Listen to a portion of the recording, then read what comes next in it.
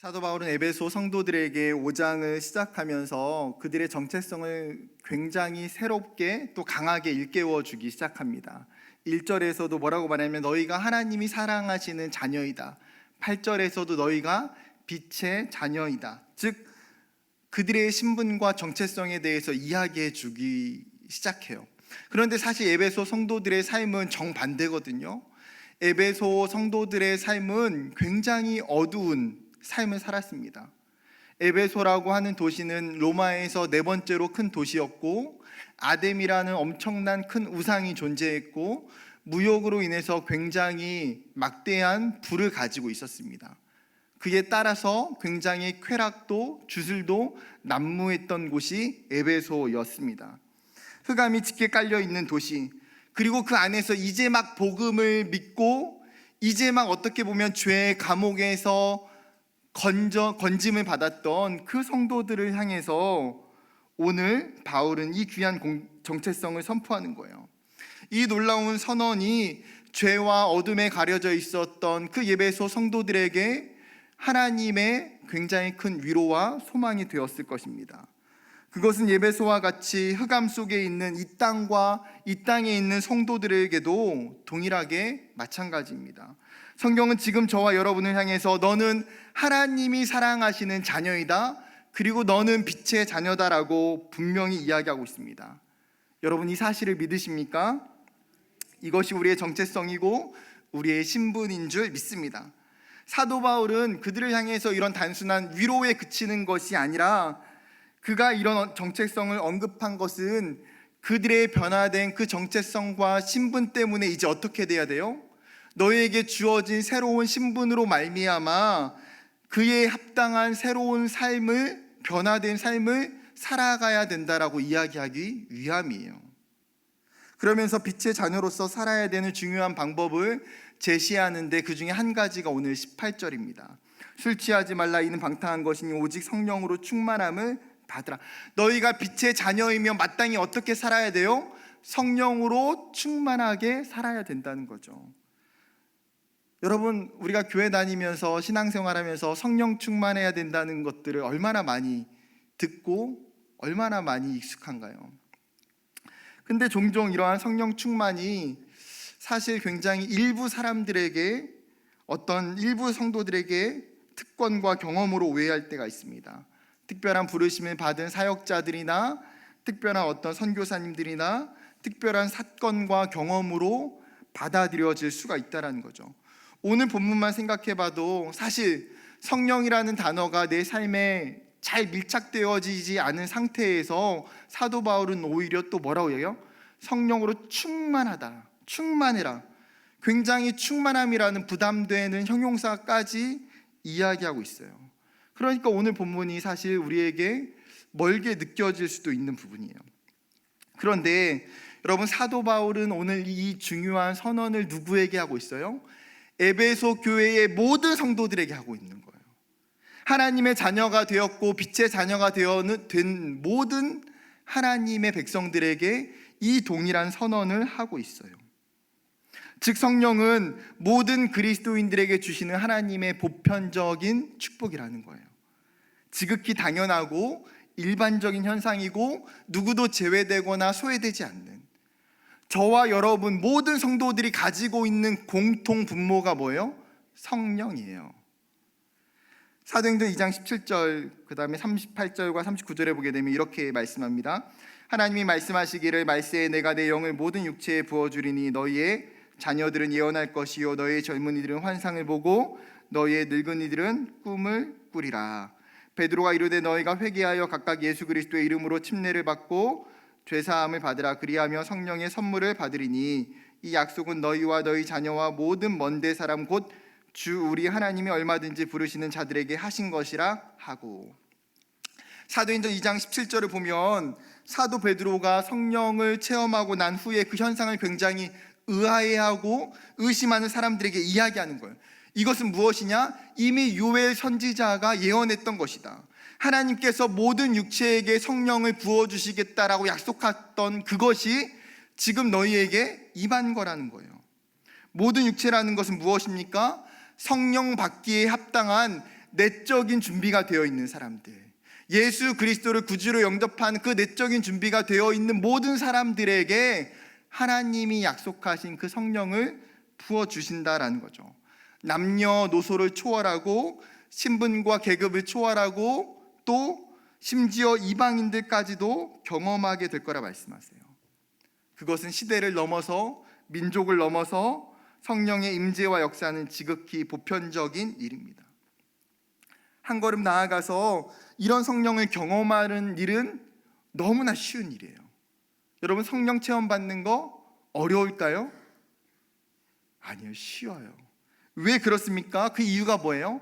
성령을 받는 것은 성령을 받는 대상에 의한 것이 아니라 성령을 주시는 주체에 의한 것이기 때문이에요. 우리가 무엇을 해서 어떠한 노력과 준비가 돼서 기준이 돼서 받는 것이 아니라 성령의 공급자이신 그 하나님의 조건 없음과 그 하나님의 적극적인 은혜 때문에, 그러니까 받는 사람이 받고 싶어서 받는 게 아니라는 거예요. 전적으로 주는 사람의 마음이에요.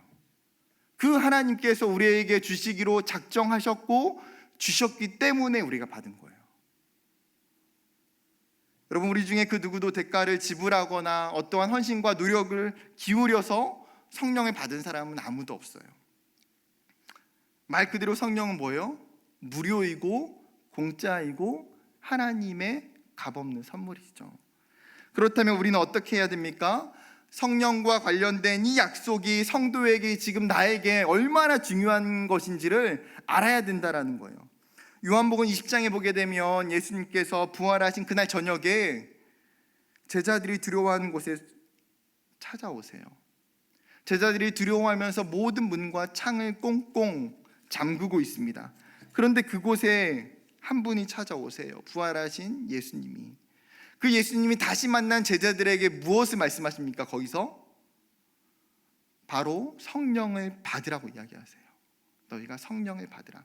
그리고 나서 시간이 더 지나서 며칠 후에 이 제자들이 어디에 모여 있습니까? 마가의 다락방에 모여 있어요. 왜요? 무엇을 하기 위해서? 그 예수님이 죽으시기 전에 말씀하셨던 그 약속, 그리고 나서 부활하신 후에 그 캄캄한 방에 찾아오셔서 약속하셨던 그 약속을 이제는 간절히 기대하고 사모하며 기도하기 위해서, 제자들뿐만 아니라 경건한 유대인들과 수많은 이방의 경건한 이방인들까지 함께 모여서 그 마가의 다락방에서 그 성령 받기를 사모하고 기대하고 기도하고 있어요.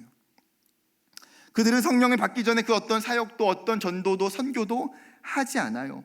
그 무엇보다도 그들에게 성령을 받는 일이 최우선의 과제이고 가장 첫 번째 미션이기 때문이에요. 이 약속을 받아야 그 다음의 미션을 향해서 갈 수 있는 힘이 있기 때문이에요. 성령이 없이 그 다음을 간다는 것은 여러분, 군인이 무기가 없이 전쟁터로 뛰어드는 것과 동일한 것 아닐까요? 사랑하는 성도 여러분, 이제 성경이 말하는 것을 우리에게 초점을 돌려서 한번 생각해 봤으면 좋겠습니다. 이 보편적이고 우선적인 명령이 우리에게는 어떻습니까? 이것이 여러분의 신앙의 시초가 되고 지극히 당연한 일이라고 받아들이고 있습니까? 우리는 성령의 중요성을 인지하고 있음에도 불구하고 우리의 신앙의 태도는 어딘지 모르게 사실은 이 성령을 받는 것이 지금이 아니라 나중에 해야 되는 일, 마지막 미션처럼 생각하는 것 아닙니까? 어느 정도 신앙이 깊어진 상태에서 받을 수 있는 것, 어느 정도 열심히 신앙생활 잘하고 난 뒤에야 받는 것이 가능한 것, 그렇게 생각하고 있지 않습니까? 그러한 우리의 잘못된 생각들이 성령을 경시하게 되고 성령을 더 멀리할 수가 있다는 거예요. 성령의 임재와 성령의 충만은 나의 신앙과 나의 사역 앞에 가장 먼저 있어야 돼요. 성령 받는 것이 우리의 신앙의 핵심이기 때문이에요. 예수님은 우리에게 분명하게 말씀하셨습니다. 요한복음 14장 16절과 17절 말씀.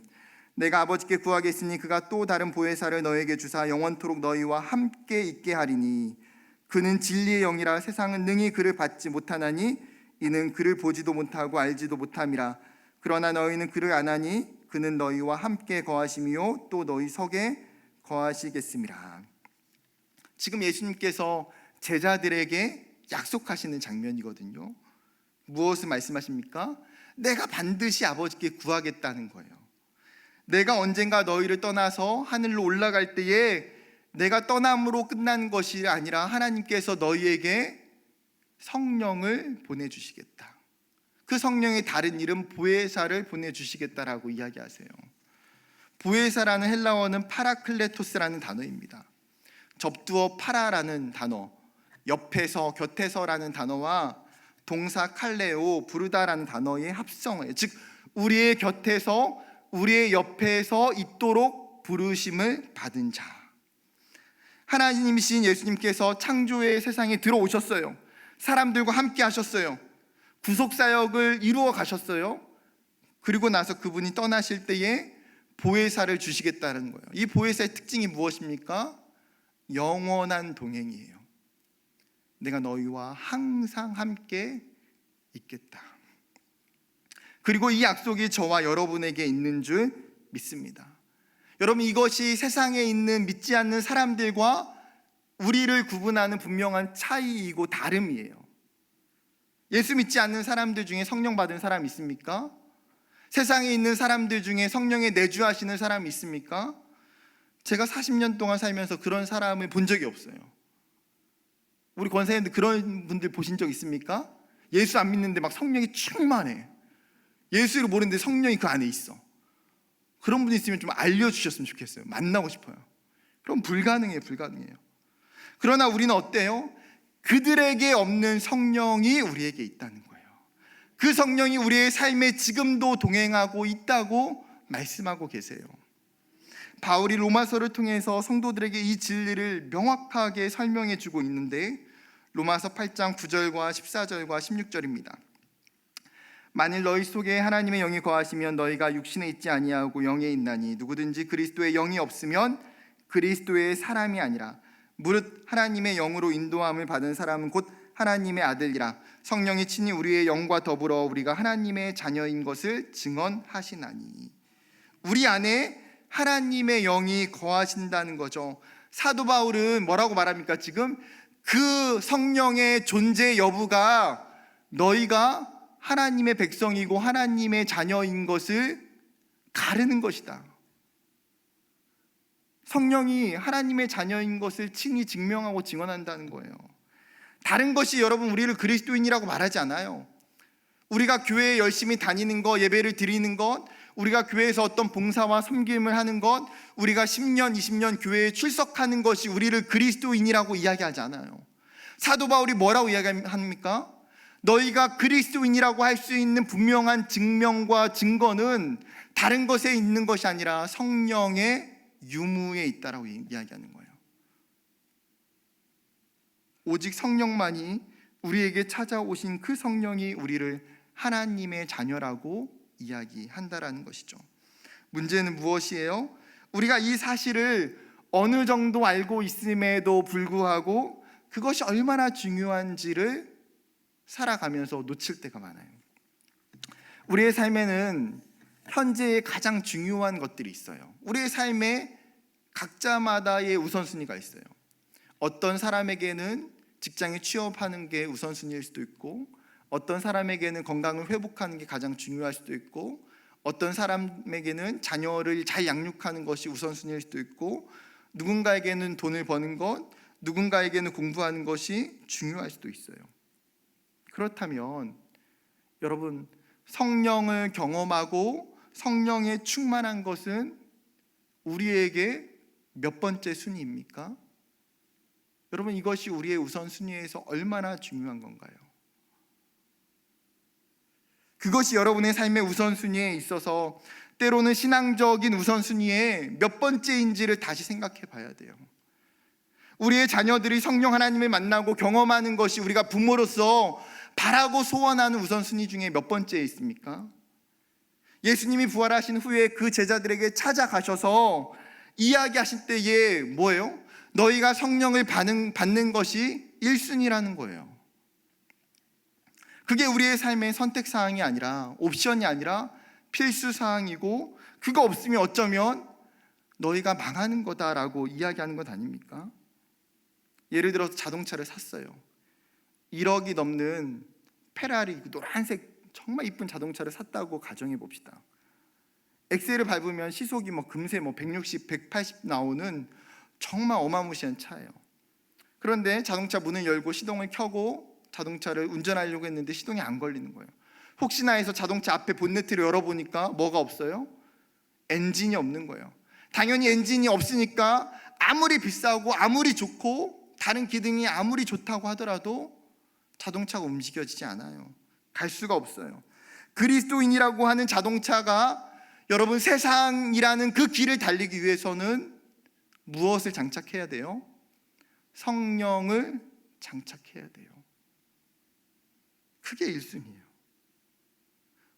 놀라운 사실은 이미 하나님이 우리에게 성령을 주셨다는 거예요. 성령이라는 엔진을 장착했어요. 성령을 선물로 받았어요. 더 충격적인 사실은 그것도 한참 전에요.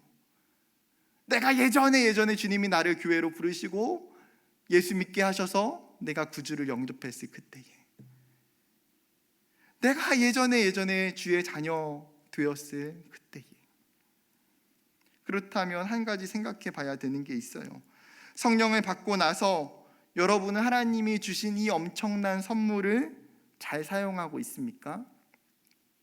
어쩌면 성령의 선물을 한번 풀어본 경험이 있는데 다시 그것을 가만히 곱게 이쁘게 쌓아서 그냥 보관해 두는 것 아닌가요? 다들 집에 가면 누군가에게서 받은 선물들이 있을 거예요. 그렇죠? 어디 장롱 위에 있을 수도 있고, 책장에 있을 수도 있고, 서랍에 있을 수도 있고, 아니면 어딘가에 그냥 다 놓여 있을 수 있어요. 그 중에 사용하지 않은 채 굉장히 오랜 시간 방치해 놓은 것들이 많을 거예요. 우리가 그 중에 나중에 땅을 치고 후회할 때가 많아요. 언제요? 어느 날 문득 생각이 나서 그걸 사용하려고 봤는데 유통기한이 지났거나 상태가 좋지 않아서 사용하지 못할 때. 저 같으면 먹을 거 선물 받았는데 이거 아껴서 먹어야지, 이거 너무 귀한 건데 나중에 조금씩 먹어야지 했다가 나중에 막상 보니까 유통기한이 지나서 버려야 되면 그렇게 눈물이 나고 시간을 다시 돌리고 싶어요.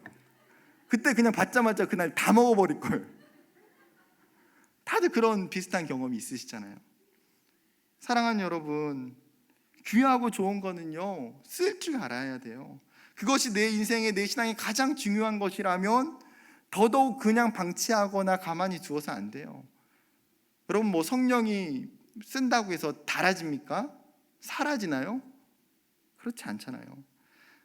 오늘 사도 바울이 에베소 성도들에게, 그리고 오늘 우리에게 하나님의 이 중요한 편지를 전달하는데, 그 하나님의 편지를 열어볼 때에 그 안에 크게 선명하게 이렇게 적혀 있는 거예요. 사랑하는 딸아, 너가 성령 충만하길 원한단다.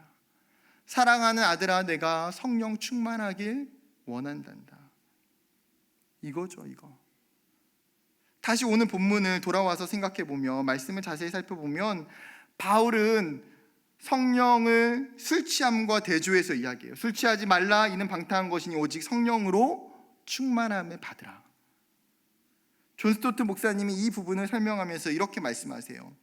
술 취하지 말라는 것이 단순히 술 하나를 의미하는 게 아니라는 거예요. 세상 속에서 육의 사람은 육신의 것들에 만취된 상태에서 살 수가 있다라는 거예요. 너희가 그렇게 세상에 있는 것들, 육체적인 것들에 만취되지 말고 영의 사람으로 영적인 만취, 성령에 취해야 된다. 즉 세상에 취해서 세상에 있는 것들로 나에게 내 삶에 채워가는 것이 아니라 성령으로 채워야 되는 거죠. 한 걸음 나아가서 성령으로 충만하라고 이야기해요. 성령으로 충만해라. 이 명령은 현재 진행형으로 쓰여져 있어요. 여러분, 헬라어에서 부정과거형의 명령은 단회적인 사건 이야기, 딱 한 번만 하면 되는 거예요. 반대로 오늘 현재 진행형의 명령은 계속적인 명령이에요. 한 번이 아니라 지속적으로 계속적으로 반복해야 되는 것. 즉 무슨 말입니까? 성령이 단회적인 사건에서 끝나는 것이 아니라 나의 삶의 긴 여행 속에서 수없이 반복되는 사건, 계속되어지는 일이라는 거예요. 그렇기에 사도 바울은 그 성령을 충만하게 하라고 이야기해요. 다른 성경의 번역본은 채워라라고 이야기해요. 그렇죠? 여러분, 우리는 살아가면서 무엇인가를 계속 채우는 인생이에요. 나이가 들어도 여전히 채워야 될 것들이 많아요. 지식도, 스펙도, 물질도, 명예도, 사람도 여러 가지로 우리의 인생 가운데 복합적으로 채워가요. 그러나 진짜 그리스도인이 채워야 하는 것, 진짜 충만해져야 하는 것은 바로 성령이에요. 너희가 성령으로 채워져 가야 된다. 여러분, 처음부터 한 번에 채워지지 않아요. 때로는 채워도 줄어드는 것처럼 보여요. 채웠는데도 안 채워진 것처럼 보여질 때가 있어요. 제가 가끔씩 그런 생각해요. 한편으로 여러분, 주유소에서 기름 넣고 나면 어때요? 기름 넣은 거는 정확히 보이잖아요. 내가 얼마 넣는지. 돈이 많으면 많을수록 어떻게 해요? 만땅 그냥 한 번에 딱 해가지고 채워지면 얼마나 좋아요. 마음도 기쁘고 뭐 든든해요. 굉장히. 저는 기름 넣을 때 평안함이 오더라고요. 이렇게 뭔가. 근데 그 비슷하게 성령도 예배하고 나면, 전도하고 나면, 말씀 보고 성경 보고 기도하고 통독하고 그렇게 하고 나면 성령의 게이지가 차올라가고 그게 보여졌으면 싶을 때가 있어요. 그러면 너무 좋을 것 같잖아요.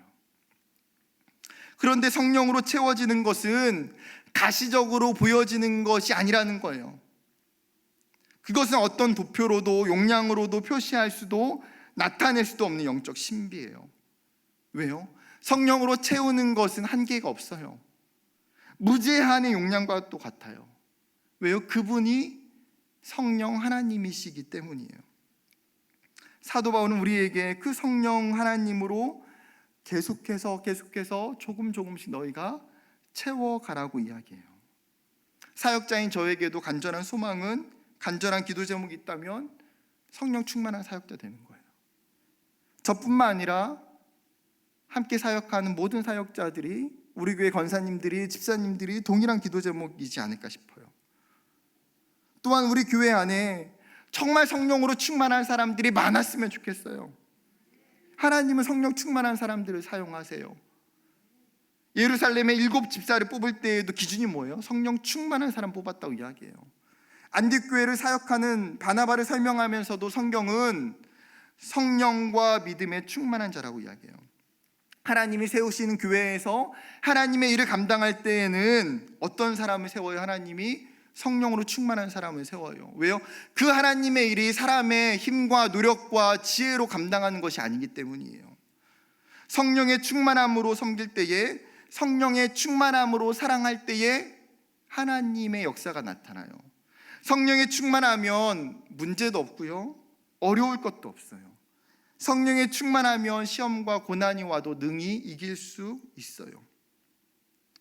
사랑하는 여러분, 우리 모두가 성령 충만해져서 하나님이 주신 교회와 우리에게 주신 사명들을 그 성령의 능력으로 감당하는 저와 여러분 되기를 주님의 이름으로 축복합니다. 그렇다면 구체적 적용으로 성령으로 충만하기 위한 방법이 무엇이 있을까요? 간단하게 4가지를 나누고자 해요. 첫 번째로는 예수께로 계속해서 나아가야 돼요. 요한복음 7장 37절부터 39절, 명절 끝날 곧 큰 날에 예수께서 서서 외쳐 이르시되 누구든지 목마르거든 내게로 와서 마시라. 나를 믿는 자는 성경의 이름과 같이 그 배에서 생수의 강이 흘러나오리라 하시니 이는 그를 믿는 자들이 받을 성령을 가리켜 말씀하신 것이라. 예수께서 아직 영광을 받지 아니하셨으므로 성령이 아직 그들에게 계시지 아니하시더라. 초막절이 끝나는 날에 예수님이 수많은 사람들에게 중요한 말씀을 하고 있어요. 그것은 목마른 사람들은 다 내게로 오라는 거예요. 초막절이 어떤 날입니까? 출애굽 때에 이스라엘 백성들이 광야에서 초막을 짓고 살았던 것을 기억하고 기념하는 절기예요. 이 절기에 이스라엘 사람들은 매일마다 실로암 연못에서 물을 떠다가 그 성전의 제단의 서편에 물을 매일마다 부었어요. 왜요? 그것을 통해서 우리 선조들이 하나님께서 그 광야의 시간들 가운데 반석에서 물을 내셔서 마시게 했던 것에 감사하고 기뻐하고 기념하기 위해서. 그런데 초막절 이 의식과 굉장히 유사한 말씀을 예수님이 지금 선포하시는 거예요. 그 광야에서는 너희 선조들에게 하나님이 반석에서 물을 내셔서 마시게 하셨지만, 이제는 나를 믿는 자는, 나에게로 오는 자는 내가 생수의 강이 흘러나오게 하리라. 그리고 그 생수는 뭐예요? 그들이 곧 받게 될 성령이라고 말씀하고 있는 거예요. 우리 예수님이 주시는 그 생수가 성령이에요. 여러분, 하루 살아가면서 물을 많이 마시잖아요. 우리가 사람이 하루에 마셔야 되는 물이 기본 2리터라고 해요. 2리터. 우리는 여러 가지 방법을 통해서 수분과 물을 섭취해요. 여러분, 물 먹는 게 귀찮다고 해서 마시지 않으면 어떻게 될까요? 갈증이 오고, 갈증이 심해지면 탈수 현상이 일어나요. 마찬가지로 예수님께 나아가지 않는 삶은 결국 그 영적인 토양이 말라지고 갈라지게 돼요. 영적인 탈수 현상이 일어나고 내 안에 있는 성령이 마르게 되는 거예요. 무엇이 없을 때? 내가 예수께 가지 않을 때에. 예수님이 주시는 그 생수를 통해서 그 생수를 누리고 경험할 때에 진정한 갈증이 해갈되는 거예요. 그렇기에 성령 충만함의 근본적인 출발과 뿌리는 예수 그리스도에게 있는 줄 믿습니다.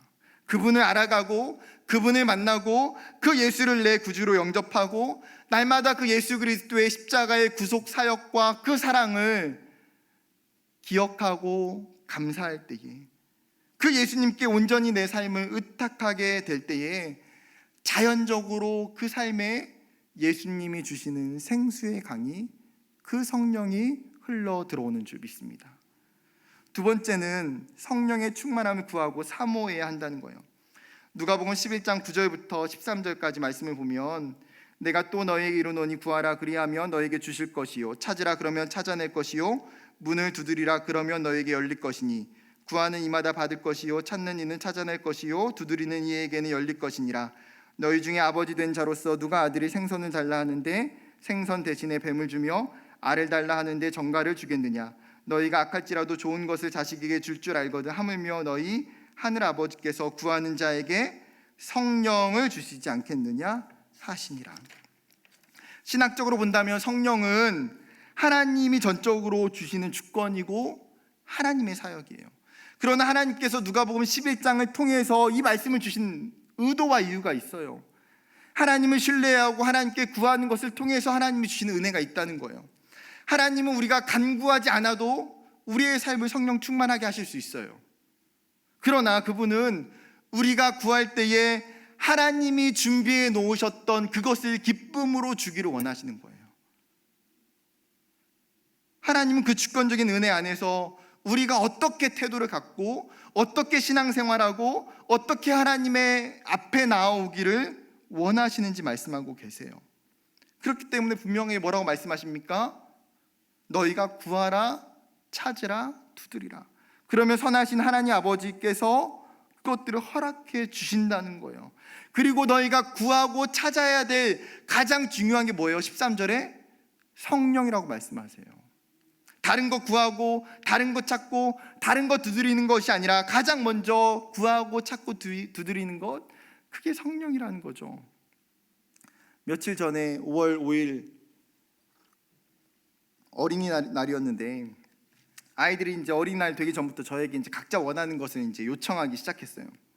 그 중에 저희 집 막내 찬빈이가 진작부터 이제 자기는 헬로카봇 로봇을 받고 싶다고 계속 이야기하는 거예요. 제가 집에 들어가면 아빠 헬로카봇, 어린이날은 헬로카봇.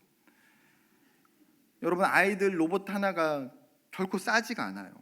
제가 저희 집 첫째 찬이를 키울 때는 찬이한테 단 한 번도 로봇을 선물해 준 적이 없어요. 한 번 사주기 시작하면 이 비싼 거를 계속 사줘야 될 수 있기 때문에 내가 조기에 차단을 하자. 그래서 제가 찬이한테는요 한 번도 로봇 선물 안 해줬어요. 그런데 찬빈이가 계속해서 5월 5일이 다가올 때마다 아빠 헬로카본, 나는 헬로카본, 한 달을 이야기했던 것 같아요. 근데 어린이날이 되기 전에 며칠 전에 제가 동대문으로 아이들 선물 사러 갔어요. 첫째 찬이와 둘째 하윤이는 제법 싸게 어린이날 선물을 샀어요. 그리고 나서 저의 고민이 뭘까요? 찬빈이에게 헬로카봇을 사주느냐 마느냐. 계속되는 고민 속에서 제가 그 동대문 길을 왔다 갔다 이걸 사주고 말았어요. 근데 계속 제가 뭐가 생각나요? 그 찬빈이의 간절한 간청. 아빠 헬로카본. 성경에도 뭐라고 말해요? 생선을 달라 하는데 뱀을 주고 알을 달라고 하는데 정갈을 주는 아빠가 어디 있겠느냐? 제가 어떻게 했겠습니까? 헬로카본 사줬어요. 인간의 아빠도 찾고 구하고 두드리면 안 사주고 싶은 마음이 있어도 사다 주게 돼요. 하물며 하늘에 계신 우리 하늘 아버지는 어떠실까요? 여러분, 구해야 돼요. 성령은 구하는 거예요. 성령도 구하고, 성령의 동행하심도 구하고, 성령의 은혜도 구하고, 성령의 은사도 구하고, 성령의 열매도 사모하고 구해야 돼요. 오순절 마가의 다락방에서 그들이 간절히 기도하고 그 성령 받기를 사모했던 그 신앙과 그 믿음과 태도가 여러분에게, 우리 교회에게 있기를 원해요. 예배 가운데에, 우리의 모임 가운데에, 개인의 삶 가운데에 그 성령 하나님 나에게 찾아와 주십시오. 하나님 그 성령의 은혜를 나에게 주십시오. 그 사모할 때 우리에게 하나님의 성령의 은혜를 주시는 줄 믿습니다. 세 번째는 의지적이고 지속적인 교제가 있어야 돼요. 성령 충만은 일상의 삶 속에서 지속적인 교제예요. 의지적인 교제예요. 에베소서 말씀했던 것처럼 단회적인 사건이 아니라 날마다 계속해서 누려야 되는 명령. 그 말인즉슨 뭐예요? 나의 시간과 나의 삶을 성령 하나님께 맞추어 드리기 시작할 때 그것이 가능하다는 거예요. 첫째 아들 찬이가 어렸을 때 이래요. 저희 집에 이제 CBS 라디오 방송을 자주 그냥 하루 종일 틀어놔요.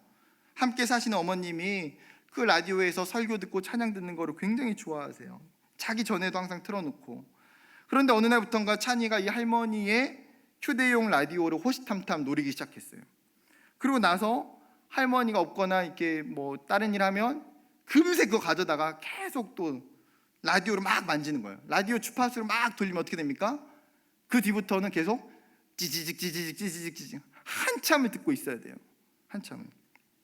그런데 제가 찬이를 보면서 영적으로 깨달은 것이 무엇이냐면, 우리의 모습이 어떻게 보면 영적으로 저럴 수도 있지 않을까.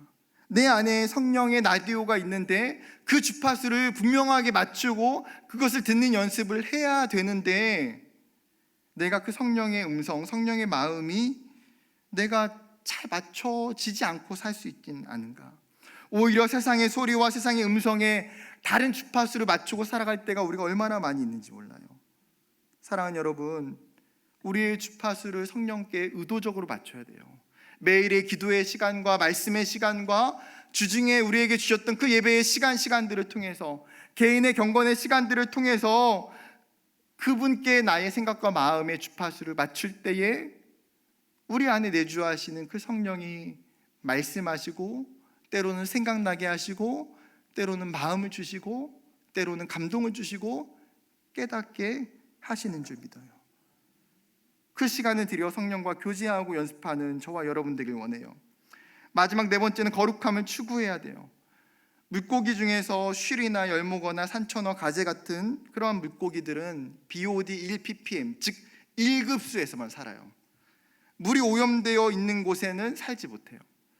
그런데 성령도 이러한 유사한 특징이 있어요.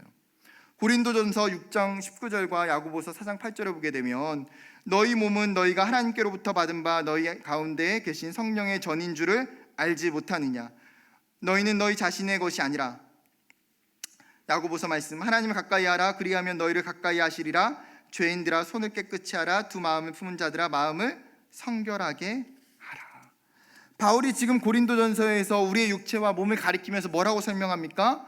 하나님이 너에게 주시는 몸은 성령이 거하시는 전, 성령이 거하시는 처소, 성령의 집이라는 거예요. 이게 성령의 특징 중 하나예요. 성령은, 하나님은 그 거주지를 둔다는 거예요. 우리의 육체와 우리의 삶을 하나님께서 자신의 처소로 삼으세요. 그런데 그 성령 하나님 어떤 분이에요? 가장 거룩하신 분이에요. 가장 깨끗하신 분이에요. 그 거룩하신 성령이 거하시는 장소, 그 집이 여러분 죄로 가득 차고 악으로 가득 차고 우상으로 가득 차 있다라면 그 성령님이 우리 안에 들어와서 편하게 거주하실 수 있을까요? 성령이 거하시기 위해서 우리가 구체적으로 해야 될 것은 청소예요. 청소. 우리의 죄를 회개하고 우리의 삶을 정결하게 하고 우리의 영혼과 마음을 깨끗하게 하는 것. 그럴 때에 성령이 우리 가운데에 나타나시고 임하세요. 사도 바울은 그렇기 때문에 야고보서도에서도 너희가 하나님을 가까이 하고 너희의 손을 깨끗이 하라, 너희의 마음을 정결하게 하라고 이야기하는 거죠. 바울은 성령이 들어와서 살아가는 우리의 집을 깨끗하게 하고 청소하고 영적인 1급수로 만드는 것이 얼마나 중요한지를 초대교회 공동체에게 이야기하는 거예요. 여러분, 이 시대에는 우리의 집을 더럽힐 만한 것들이 너무 많아요. 우리의 영혼의 하천을 순식간에 2급수, 3급수로 만들 것들이 너무 많아요. 너무나 많은 죄의 유혹과 시험들이 넘쳐나는 것이 사실이에요. 그렇기에 성도는 우리의 몸과 우리의 마음을 죄로 물들이지 않기 위해서 끊임없이 싸워가는 거죠. 끊임없이 순간순간마다 회개하고 깨끗게 하는 영적인 청소를 하는 거예요. 그런데 집을 청소하다 보면 특징이 뭐예요? 신기한 게도 분명 청소했는데 또 더러워져요. 청소했는데 또 더러워져요. 진짜 청소를 딱 1년에 한 번만 했으면 얼마나 좋을지 몰라요. 그냥 살면. 우리의 영혼도 마찬가지예요. 다른 방법이 없어요. 청소하기를 기뻐하는 것, 하나님의 용서와 은혜와 그 회복으로 깨끗하게 되는 것을 날마다 누리고 경험하는 것. 하나님은 어떤 종류의 그릇이 중요하지 않다고 이야기했잖아요. 너희가 금그릇인지 은그릇인지 나무 그릇이든지 질그릇이든지 그게 중요한 게 아니에요. 하나님이 사용하시는 그릇은 내가 사용하는 그릇, 깨끗한 그릇을 쓰신다고 말씀하세요. 이게 정말 중요한 영적인 원리고 방법 아닐까요?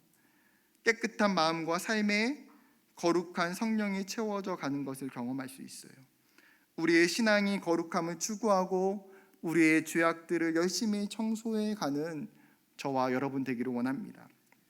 말씀을 마치려고 합니다. 오늘 설교 제목은 나도 성령 충만하고 싶습니다. 이 제목이 저와 여러분의 간절한 소망이고 기도 제목인 줄 믿어요. 이 시대가 필요한 사람은 성령 충만한 사람이에요. 한국교회가 필요한 사람, 맑은샘 광천교회 가운데에 필요한 사람은 성령 충만한 사람이에요. 여기 있는 권사님들 또 집사님들이 저는 성령 충만한 분인 줄 믿어요.